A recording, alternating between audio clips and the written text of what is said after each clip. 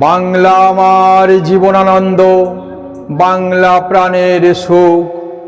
একবার দেখি, বারবার দেখি এই বাংলার মুখ।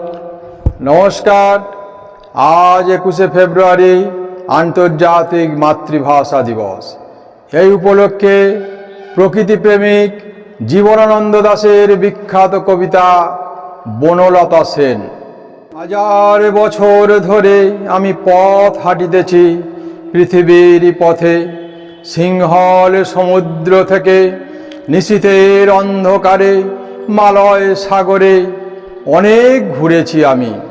বিম্বিসার অশোকের ধূসর জগতে সেখানে ছিলাম আমি, আরো দূর অন্ধকারে বিদর্ভ নগরে। আমি ক্লান্ত প্রাণ এক, চারিদিকে জীবনের সমুদ্র সফেন। আমার দুদণ্ড শান্তি দিয়েছিল নাটোরের বনলতা সেন।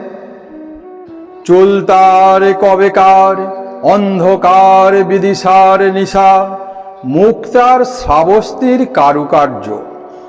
অতি দূর সমুদ্রের পর হাল ভেঙে যে নাবিক হারায়েছে দিশা, সবুজ ঘাসের দেশ যখন সে চোখে দেখে দারুচিনি দ্বীপের ভিতর, তেমনি দেখেছি তারে অন্ধকারে।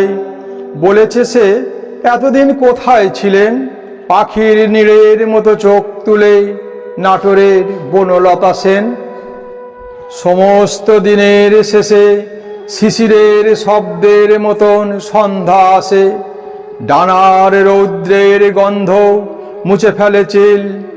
পৃথিবীর সব রং নিভে গেলে পাণ্ডুলিপি করে আয়োজন, তখন গল্পের তরে জোনাকির রঙে ঝিলমিল। সব পাখি ঘরে আসে, সব নদী ফুরায়, এ জীবনের সব লেনদেন। থাকে শুধু অন্ধকার মুখোমুখি বসিবার বনলতা সেন। নমস্কার।